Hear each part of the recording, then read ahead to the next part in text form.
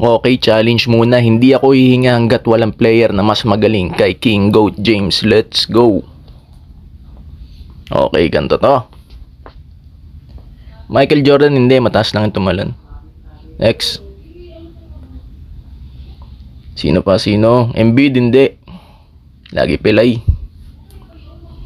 Jason Tatum wala pang achievement. Kyrie Irving. Binigyan ko ng ring yan. Ayoko yan. Ja Morant. Ano ba yan? Tinatanong ba yan? Siyempre hindi.